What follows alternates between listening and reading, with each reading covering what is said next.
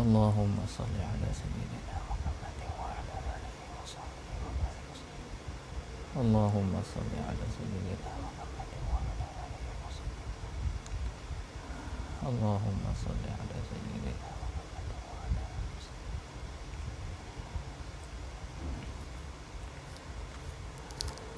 Allahumma salli ala sayyidina wa ala alihi wa sahbihi. Assalamualaikum warahmatullahi wabarakatuh. Bismillahirrahmanirrahim. Alhamdulillahirabbil alamin. Hamdan yuwafi ni'amahu wa yukafi'u mazidah. Ya Rabbana lakal hamdu kama yanbaghi li jalali wajhika wa 'azimi sultanik. Allahumma salli ala sayyidina Muhammadin abdika wa nabiyyika wa rasulika an-nabiyil ummi wa ala alihi wa sahbihi wa barik wa sallim. Allahumma ighfir lana dhunubana wa li walidina wa li masyayikhina wa li jami'il muslimina wal muslimat bi rahmatika ya arhamar rahimin. Allahumma faqihna fid din wa 'allimna at-ta'wil wahdina ila siratikal mustaqim. Allahumma faqihna wa faqih ahlana wa auladana fi dinika. Allahumma inna nas'aluka 'ilman nafi'a wa rizqan thayyiba wa 'amalan mutaqabbala. Wa la hawla wa la quwwata illa billah al-'aliyyil 'azim al-'azizil hakim. Wa ba'du. Tuan-tuan dan puan-puan, muslimin muslimat rahimakumullah. Alhamdulillah kita bertemu lagi pada hari ini untuk kita menyambung perbincangan, pembacaan dan muzakarah kitab Safinatun Najah di dalam bidang fiqh mazhab Imam Syafi'i rahimahullah. Dan saya minta maaf hari ini kita injakkan kelas yang sebelah pagi ke selepas zuhur sebab ada sedikit kekangan. Dan kita teruslah insya-Allah. Kita masih lagi di muqaddimah kita masih lagi di muqaddimah oleh tuan pengarang, yang mana pada kelas minggu lepas kita telah sentuh perbincangan tentang Bismillahirrahmanirrahim. Kita sentuh tentang hadis-hadis yang menganjurkan kita memulakan urusan-urusan kita dengan membaca Bismillahirrahmanirrahim. Dan kita sebut juga tentang persoalan sifat ar-rahmah yang menjadi asas dan pegangan utama bagi kita selaku penuntut ilmu dan juga sebagai seorang muslim dalam kita menjalani kehidupan kita sebagai hamba Allah Ta'ala di atas muka bumi ini. Dan begitu juga kita sudah sentuh sedikit sebanyak tentang kita bincang sedikitlah pada minggu lepas tentang persoalan kita memohon bantuan dan pertolongan daripada Allah Subhanahu Wa Ta'ala dalam segenap urusan kita, sama ada urusan dunia dan akhirat. Itu yang kita sentuh dan kita bincang sedikit tentang pembahagian yang dikatakan ilmu-ilmu syarak ataupun ilmu-ilmu yang dikatakan ilmu duniawi, dan yang mana kita dah buat kesimpulan kesemuanya adalah untuk melaksanakan perintah Allah belaka. Hari ini insya-Allah kita sambung masih lagi di peringkat muqaddimah. Kita akan sentuh sikit kerana pada kelas yang lepas kita tak sentuh lagi tentang perkataan alhamdulillahirabbil alamin. Dan kita akan sentuh hari ini insya-Allah tentang puji-pujian pada Allah, dan kemudiannya selawat kepada Rasulullah SAW dan ahli keluarga baginda. Dan kita akan sentuh sedikit tentang lafaz al-hawqalah insya-Allah. Baik, kita qala al-musannif rahimahullah wa nafa'ana bihi wa bi'ulumihi wa ulumi masyayikhina fid daraini amin. Bismillahirrahmanirrahim. Alhamdulillahi rabbil alamin. Kita akan sentuh sikit insya-Allah tentang alhamdu. Alhamdu dari segi bahasanya, dari segi bahasa Arabnya, disebut dalam hasyiah-hasyiah oleh para ulama, kupasan-kupasan para ulama dalam mensyarahkan kitab-kitab ni. Kita akan tengok mereka menyebut alhamdu ni dari segi bahasanya bermaksud al-wasfu bil jamil. Kita menyifatkan sesuatu pihak itu dengan keindahan dan juga kebaikan. Kita sebut kepada satu pihak itu, kita sifatkan dengan sifat-sifat kebaikan. Dan jamil itu kita ucapkan itu, kita sifatkan itu li ajlil jamil al-ikhtiyari, kerana atas asas apa? Atas keindahan dan kebaikan yang berbentuk ikhtiar ni, pilihan. Lawannya lah al-ittirari lah, kebaikan ataupun keindahan yang berbentuk tiada pilihan. Yang dikatakan kebaikan ataupun keindahan yang berbentuk ada pilihan ni lah bentuk yang kita boleh pilih. Perbuatan-perbuatan yang boleh pilih, itulah yang bermaksud. Contohnya orang berbuat baik, maka kita pun sebut, kita sifatkan dengan sifat kemuliaan, sifat keindahan. Sebab apa? Sebab dia buat baik pada kita, itulah dipanggil al-jamil al-ikhtiyari, keindahan dan kebaikan yang ada unsur pilihan. Berbeza dengan jamil juga, keindahan dan kebaikan ataupun kemuliaan juga, tetapi yang berbentuk ittirari, ini tidak ada pilihan. Contohnya kita puji seseorang atas keindahan wajahnya. Yang ni disebut indah wajah, ni jamil, benda yang elok, benda yang baik, tetapi dia berbentuk tiada pilihan. Ini dalam istilah bahasa Arab sebut al-madhu. Dia bukan alhamdu, yang itu dia pergi pada al-madhu. Sebab apa? Kita sebut keindahan itu, tapi keindahan itulah berbentuk yang tiada pilihan. Tak apalah, ini dari segi teknikal perbahasan, dari segi bahasanya, yang penting al-wasfu bil jamil, kita menyifatkan sesuatu dengan keindahan dan kemuliaan. Okey. Sama ada antara contoh yang dikatakan jamil ikhtiyari ni, perbuatan indah, perbuatan mulia ni yang berbentuk ada pilihan, adalah contohnya memberi nikmat, memberi bantuan. Itu so kita panggil perkara-perkara yang indah lah, perkara-perkara yang baik. Dan kita sebut, kita sifatkan itu, kita sifatkan sifat mulia itu kepada orang yang kita, ataupun pihak yang kita nak sifatkan tu, ala jihati tabjil wa ta'zim, dari sudut kita menyifat itu ada unsur ataupun dari sudut kita mengagungkan dan kita memuliakan dia. Itu kita panggil alhamdu dari segi bahasa. Jadi berkata Syekh Abdul Karim, saya banyak merujuk pada Syekh Abdul Karim Al-Matari dan juga Syekh Ahmad Al-Maihi dalam hasyiah mereka, mengatakan dari segi urufnya pula, dari segi maksud alhamdu, pujian dari segi uruf, dari segi istilah ni, dia kata apa sahaja perbuatan fi'lun yumbi'u an ta'zimil mun'imi, kita melakukan perbuatan yang memberi isyarat ataupun yang menunjukkan bahawa kita memuliakan pemberi nikmat kepada kita.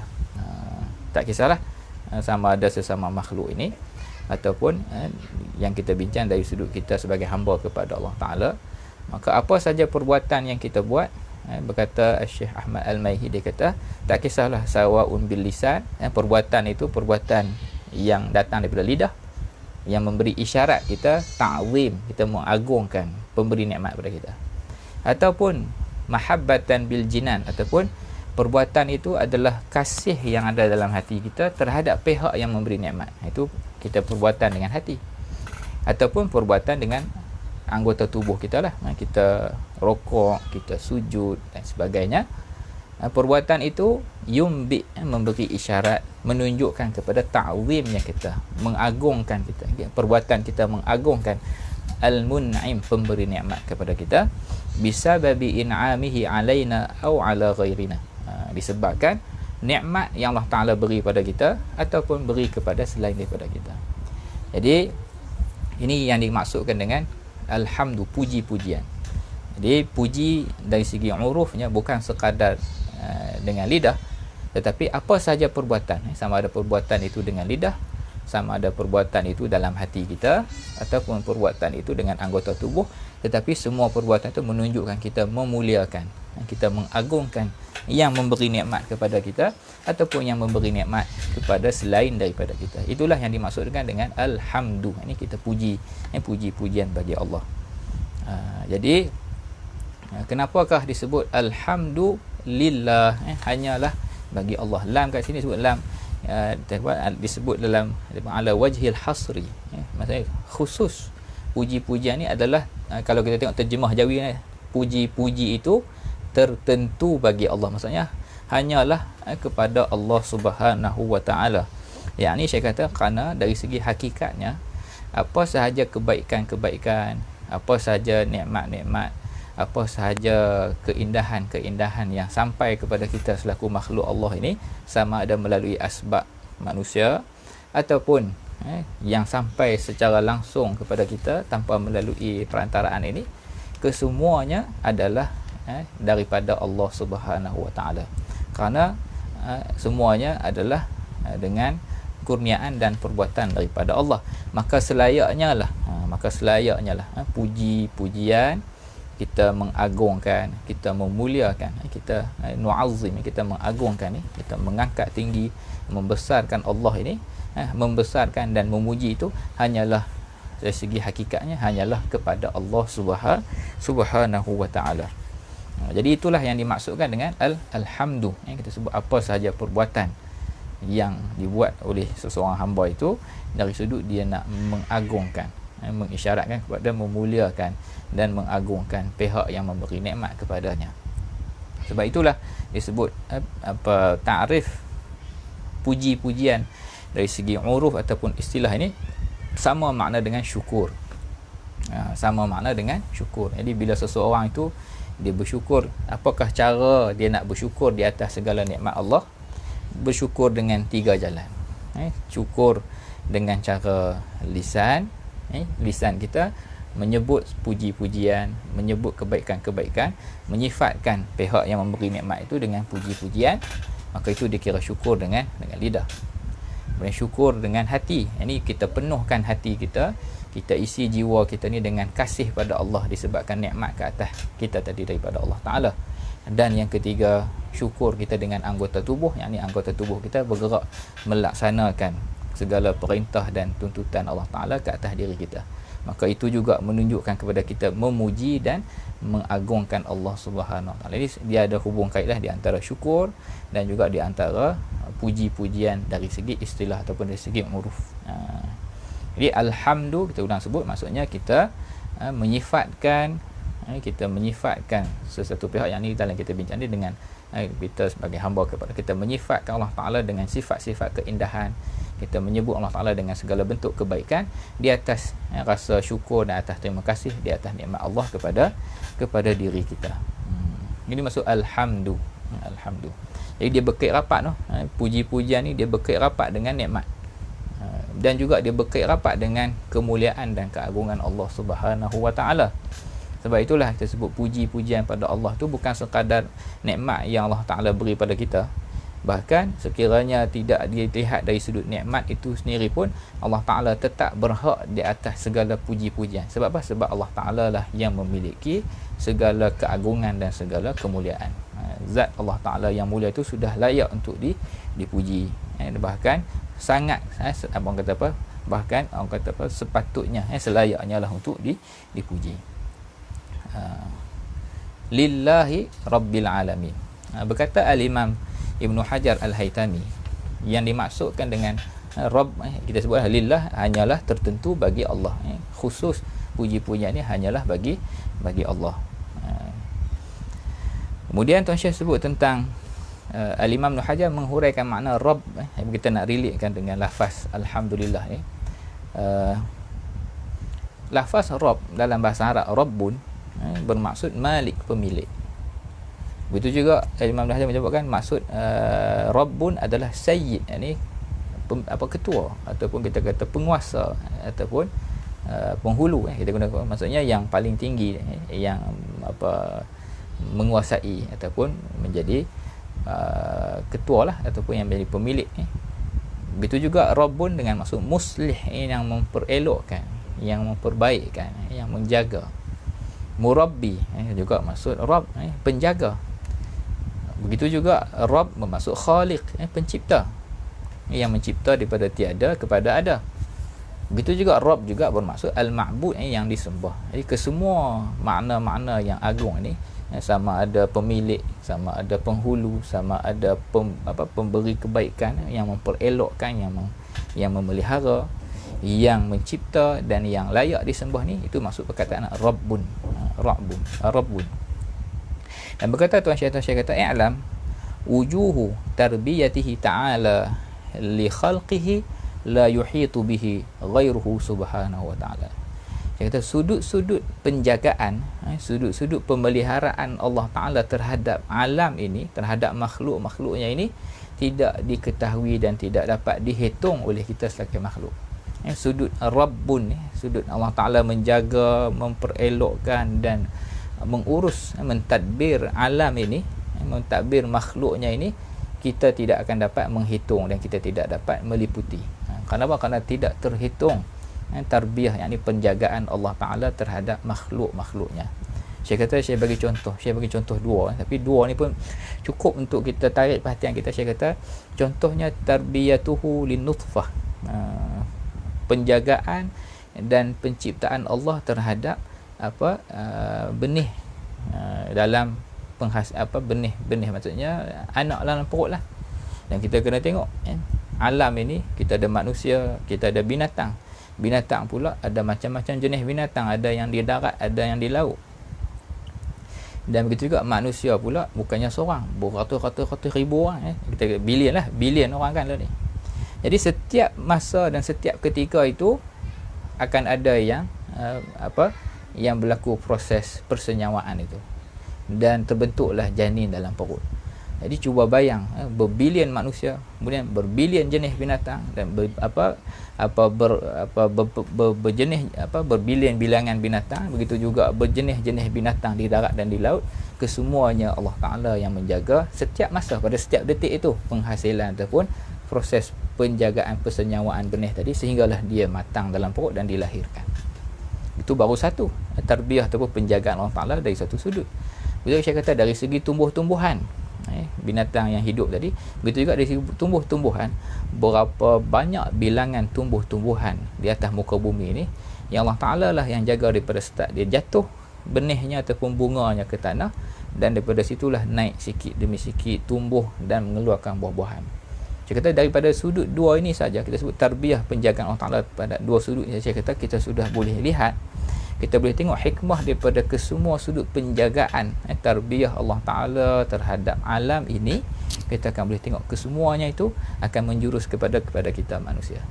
Menjurus dari sudut apa? Dari sudut yang sama ada daripada binatang-binatang yang lahir itu, lembu, kambing, ayam, setiap hari kita tenang tak terfikir, kita makan makan senang sampai kita tak fikir proses daripada dia duduk dalam perut mak dia tu nak lahir, nak bentuk telur dan sebagainya, daripada peringkat persenyawaan sampailah keluar kepada telur dan kemudian besar menetah jadi ayam tu, semuanya adalah dengan penjagaan dan pemeliharaan daripada Allah belaka. Saya kata semuanya kerana apa? Tahsil ma yahtaju ilaihil adami. Kesemuanya tu Allah Ta'ala buat penjagaan terhadap pentadbiran terhadap alam ini, kesemuanya untuk memberikan anak Adam ini boleh mendapat segala hajat-hajat dan keperluannya daripada makanan, daripada tumbuhan, daripada sayur-sayuran dan pemakanan. Sebab itulah bila kita relate balik, inilah kita sebut, bila sebut Rabbul Alamin tu, dia akan balik kepada puji-pujian, puji-pujian kepada Allah. Sebab tu sebut Alhamdulillahi Rabbil Alamin, segala puji bagi Allah, Tuhan yang mentadbir dan mencipta, memelihara sekalian alam. Jadi buat al-alamin, kesemua perkara lah, kesemua makhluk selain daripada Allah Ta'ala. Kesemuanya di dalam pentadbiran dan penjagaan daripada Allah. Sebab itulah kalau kita tengok dalam zikrullah, zikir-zikir, hadis-hadis Nabi SAW menyebut tentang kelebihan zikir, kedudukan lafaz alhamdu ni, Rasulullah walhamdulillah tamla'ul mizan. Lafaz alhamdulillah ni, lafaz alhamdu, pujian bagi Allah ni, tamla'ul mizan, akan memenuhi timbangan amal. Satu lafaz alhamdu. Sebab apa? Sebab ia merangkumi pengiktirafan kita kepada keagungan Allah. Dia mengandungi pengiktirafan kita terhadap nikmat Allah kepada kita. Dia mengandungi juga unsur tauhid ataupun ma'rifah. Kita kenal Allah Ta'ala dengan pengenalan sebenarnya Allah Ta'ala lah sebagai pentadbir dan pemberi nikmat dan penjaga, pemelihara kita. Jadi inilah dikatakan lafaz alhamdulillah. Lafaz alhamdulillah, sebab tu besar sekali, besar sangat kedudukan lafaz alhamdulillah. Yang berkata Syekhuna Syekh Ali Jum'ah hafizahullah Ta'ala, dia berkata tentang lafaz alhamdulillah, dia kata nahnu la naqdiru an nuwaffiya hamdah. Kita tidak akan mampu untuk menyempurnakan ataupun mencukupkan pujian kita pada Allah. Kita tak akan mampu. Saya kata kita tak akan mampu untuk menyempurnakan pujian kita kepada Allah. Memanglah macam mana kita nak puji bila kita sebut yang semua-semua tadi tu pun memang confirm kita tidak akan dapat melengkapkan, kita tidak akan menyempurnakan, kita tidak akan mampu untuk membalas puji-pujian itu kepada Allah. Fa iza jaddat laka ni'matun au istamarrat ma'aka minnatun wa syakarta Allah Ta'ala bi kalimatil hamdalillah, apabila datang saja, jaddat ni datang saja, refresh, renew nikmat. Setiap masa dapat nafas, setiap masa dapat makanan, petang saya dapat makan, malam lagi dapat minum. Maksudnya sentiasa datang nikmat-nikmat yang baru kepada engkau. Au istamarrat ma'aka minnatun, ataupun nikmat-nikmat yang telah ada tu kekal bersama kamu, dan engkau bersyukur kepada Allah dengan menyebut kalimah alhamdulillah, fa inna zalika innama huwa min taufiqillah. Bahkan kalau kita ucap puji-pujian itu pun ianya sendiri masih daripada taufik Allah Ta'ala ke atas kita.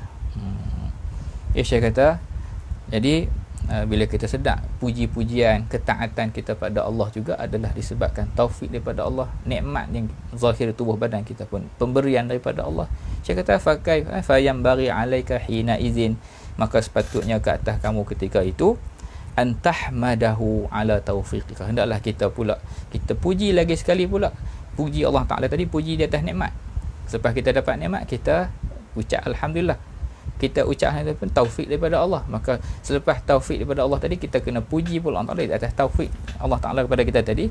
Saya kata maka begitu, bila kita perhatikan itu, sedarlah kita tidak akan mampu, kita tak akan mampu untuk menyempurnakan puji-pujian kita kepada Allah.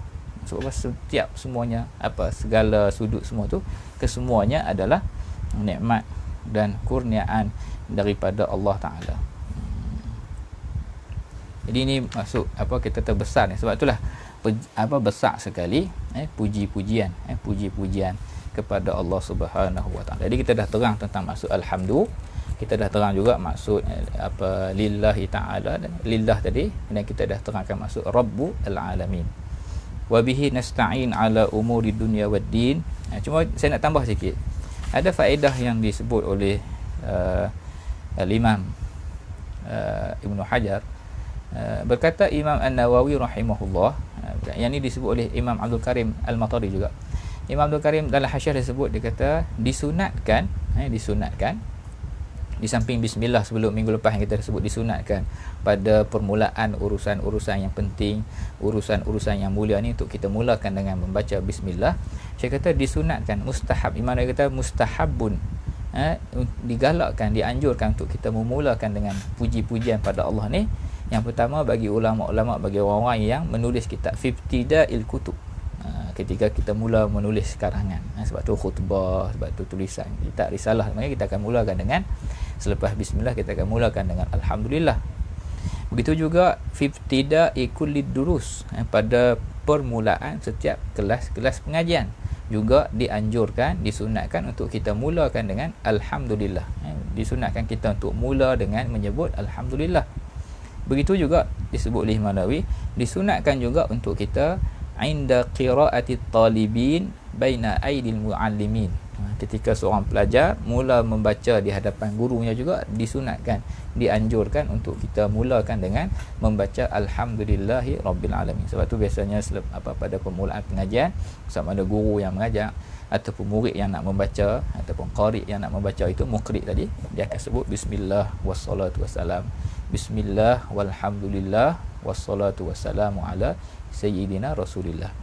Ini disunatkan untuk kita memuji Allah Ta'ala pada setiap permulaan mengarang kitab, permulaan pengajian bagi guru yang mengajar, begitu juga permulaan murid membaca kitab-kitab, sama ada depan gurunya ataupun pada ketika pembacaan kitab. Jadi kita ada aktiviti membaca sendiri.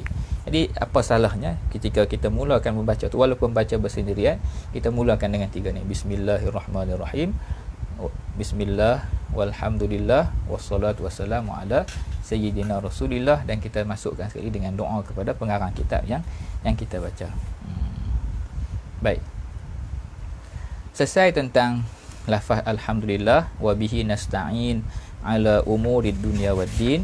Wa sallallahu wasallam ala sayyidina Muhammadin khatamin nabiyyin wa alihi wa sahbihi ajma'in. Baik, kita sentuh sedikit tentang selawat kepada Rasulullah SAW. Sebagaimana kita maklum, lafaz as-salah ni dari segi bahasanya bermaksud ad-du'a, doa, as-salah, doa. Tetapi dari segi istilah syarak, ya, selawat ini antara perkataan ataupun kalimah yang disebut, ada sebahagian mengatakan dia lafaz mushtarak. Sebab apa? Bila sebut as-salatu minallah, maksudnya lain. Bila sebut as-salatu minal malaikah, maksudnya lain. As-salatu minal ibad, daripada hamba-hamba ni, maksudnya lain. Cumanya secara secara ringkasnya, bila sebut as-salatu minallah, Allah Ta'ala berselawat, ini Allah Ta'ala berselawat, yang kita nisbahkan selawat itu kepada Allah Ta'ala. Ini Allah Ta'ala memberi rahmat, Allah Ta'ala memberi rahmat. Dan khusus bila sebut selawat kepada Nabi, rahmah yang diiringi dengan at-ta'zim, ini memuliakan. Bukan sekadar rahmat, tapi rahmat dan juga memuliakan. Rahmah yang diiringi dengan mengagungkan dan memuliakan. Jadi Allah Ta'ala, disebut Allah Ta'ala berselawat kepada Nabi, ini Allah Ta'ala memberi rahmat dan Allah Ta'ala mengangkat darjat dan memuliakan Nabi SAW. Adapun selawat daripada malaikat bermaksud, bila kita al-malaikatu tusalluna, bermaksud malaikat berdoa memohon keampunan. Allahumma ghfir lahu, Allahumma arhamhu. Maksudnya selawat malaikat ke atas hamba ialah malaikat mendoakan keampunan dan mendoakan rahmat Allah kepada hamba yang didoakan tadi. Begitu juga selawat daripada kita kepada Nabi SAW. Sebab tu lafaznya apa? Kita sebut Allahumma. Lafaz selawat kita kepada Nabi SAW, kita sedang memohon pada Allah. Ini kita berdoa kepada Allah. Doa apa? Doa supaya Allah beri rahmat yang diiringi dengan ta'zim kepada Nabi SAW. Maksudnya kita sedang minta. Sebab tu saya, bila orang tanya apa maksud selawat, ringkas kita nak bagi faham apa maksud selawat pada Nabi, kita faham dengan maksud kita berdoa minta pada Allah. Kita minta apa? Kita minta Allah Ta'ala beri rahmat dan Allah Ta'ala angkat darjat Nabi Muhammad SAW. Itulah maksud daripada lafaz selawat kita kepada Nabi. Allahumma salli, ya Allah, berikanlah rahmatmu dan angkatlah darjat, muliakan dan ta'zimkanlah, agungkan, angkat darjat, muliakan, beri kebaikan kepada Nabi Muhammad SAW. Sebagaimana kita doa, kita tak mampu balas jasa mak bapak kita, maka kita minta pada Allah supaya Allah Ta'ala beri keampunan kepada ibu dan bapa kita. Begitu jugalah, tentulah kita sendiri selaku umat Nabi SAW tak mampu untuk membalas jasa Nabi SAW. Maka apa yang kita boleh buat? Kita berdoa, minta pada Allah supaya Allah yang balas. Allah Ta'ala yang memberi kebaikan. Allah Ta'ala lah yang memberi rahmatnya. Allah Ta'ala lah yang mengangkat darjat Nabi SAW. Itulah maksud lafaz selawat daripada lidah kita. Begitu juga lafaz assalam, maksudnya kita mendoakan. Yang dimaksudkan assalam, yakni Allah Ta'ala memberikan kesejahteraan dan penjagaan, pemeliharaan kepada Nabi-Nabi, pada Nabi Muhammad SAW ni, daripada segala min kulli afatin wa naqsin, daripada segala keburukan dan segala kekurangan. Itu maksud assalam. Jadi kita doa, ya Allah berilah rahmat dan berilah keagungan, berilah naik darjat, berilah segala kebaikan kepada Nabi SAW. Kita iringi juga dengan salam yang kita doakan, ya Allah berilah kesejahteraan, berilah pemeliharaan kepada baginda Nabi dari segala kekurangan dan segala keburukan. Itulah maksud lafaz selawat dan salam kita kepada Nabi SAW. Adapun dari segi fadilat, dari segi kelebihan dan dari segi anjuran dan galakan untuk berselawat ni, tuan-tuan dan puan-puan rahimakumullah, saya yakinlah tuan-tuan sentiasa dengar daripada para asatizah kita. Jadikanlah amalan berselawat ini sebagai amalan yang tidak lekang daripada lidah kita dan tidak lekang daripada amalan kita. Dan alhamdulillah, sahabat saya Al-Fadhil Ustaz Ahmad Faiz, penggerak ataupun pengarah kepada Akademi Pemikiran Turah dengan kerjasama daripada pihak Luwak Jawi ni, sekarang ni tengah menghidupkan ataupun buat harian lah untuk membaca selawat Dalailul Khairat.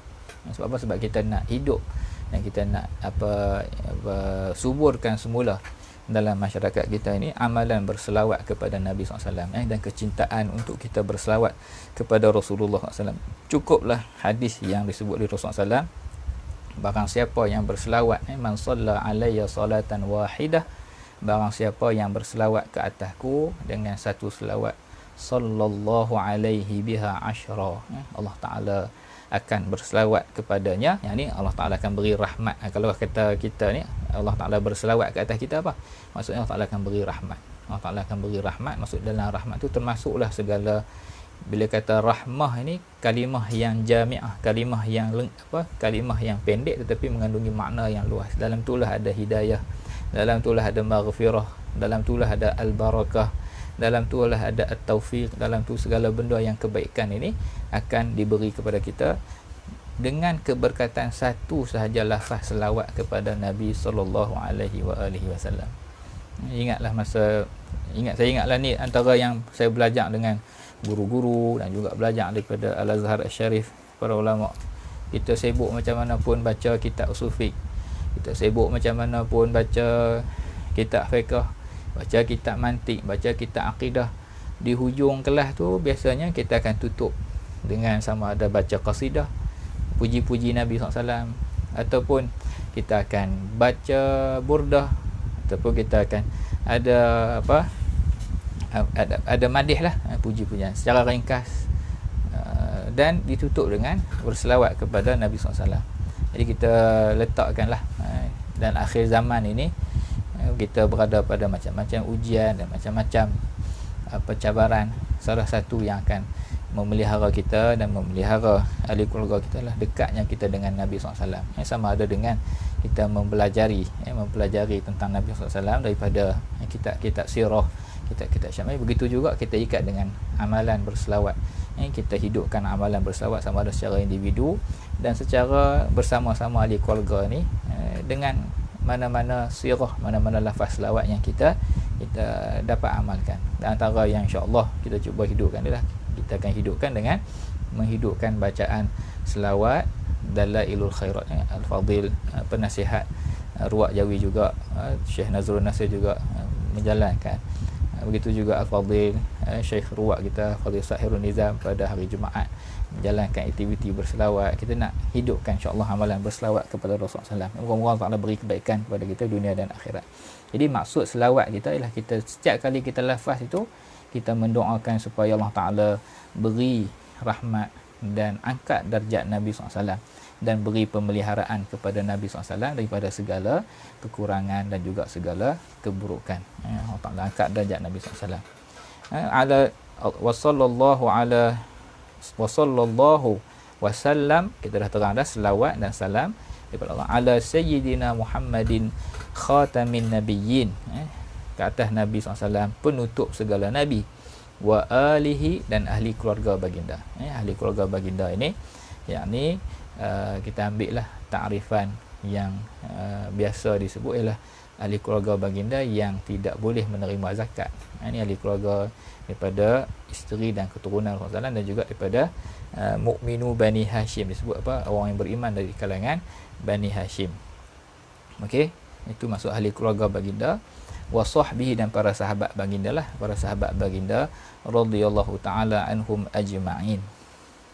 Wala haula wala quwwata illa billah al-aliyyil azim. Dan Tuan Syekh tutup mukadimahnya dengan menyebut zikir wala haula wala quwwata illa billah al-aliyyil azim. Lafaz zikir la haula wala quwwata illa billah ni antara hadis-hadis yang sebut kanzun, disebut sebagai gedung, ataupun gudang daripada gudang syurga. Saya petik juga kupasan oleh Syekhuna Syekh Ali Jumaah hafizahullah. Syekh kata lafaz la haula wala quwwata, tidak ada daya. Lafaz la haula wala quwwata ni antara huraiannya lah tiada kemampuan, tiada kekuatan dan tidak ada kemampuan, tidak ada qudrah untuk melaksanakan ketaatan. Ini salah satu tafsir, salah satu huraian dia. Dan tidak ada kemampuan untuk menolak kemaksiatan melainkan dengan bantuan daripada Allah Subhanahu wa taala. Itu antara huraian makna kalimah ataupun zikir la haula wala quwwata illa billah. Sebab itulah kalau kita tengok antara dianjurkan bila menjawab azan itu kan, hayya 'alas salah, hayya 'alal falah, kita jawabnya dengan la haula wala quwwata illa billah. Tidak ada daya dan upaya melainkan dengan bantuan daripada Allah Subhanahu wa taala, dengan taufik daripada Allah Subhanahu wa taala kita mengiktiraf atau untuk boleh melaksanakan ketaatan, melaksanakan perintah Allah, itu juga kita memerlukan taufik dan memerlukan hidayah, bimbingan daripada Allah, bukan dengan kekuatan dan daya kita sendiri. Lepas tu Tuan Syekh kata la haula wala quwwata illa billah ni bidayatul adab ma'allah. Saya kata apa? Lafaz la haula wala quwwata ni permulaan adab kita dengan Allah. Sebab apa? Sebab bila kita melaksanakan kebaikan, melaksanakan ketaatan, kita tidak akan melihat diri kita semata-mata kita aku tak. Kita akan melihat semuanya lah dengan taufik dan dengan hidayah, dengan bimbingan daripada ini. Kita permulaan adab kita bersama ataupun adab kita terhadap Allah Subhanahu wa taala. Syekh kata qala syekhuna Syekh Ali Jumaah hafizah, kata yajibu alaika an tanfi nafsaka fi muqabalati wujudihi wa an tatabarra'a min quwwatika wa haulika lahu subhanahu wa ta'ala. Syekh kata apa, hendaklah engkau menafikan daripada dirimu itu daripada jika dibandingkan dengan kewujudan Allah Subhanahu wa taala. Maksud menafikan di sini bukanlah kata kita tak wujud, maksud kita menidakkan bahawasanya kita ni ada kemampuan, ada kudrah, ada kekuasaan lah. Wa anta tabarra, dan kau berlepas diri min quwwatika, engkau berlepas diri daripada kekuatanmu, daripada kekuatan dan dayamu, wa haulika, dan dayamu. Kita berlepas diri, kita balik semula, kita sandarkan dan kita nisbahkan semuanya lahu ta'ala, kepada Allah Subhanahu wa ta'ala. Syekh kata apa? Faltafit ila sina'atillahi fil kainat. Maka renunglah kepada segala ciptaan-ciptaan Allah Ta'ala di alam ini.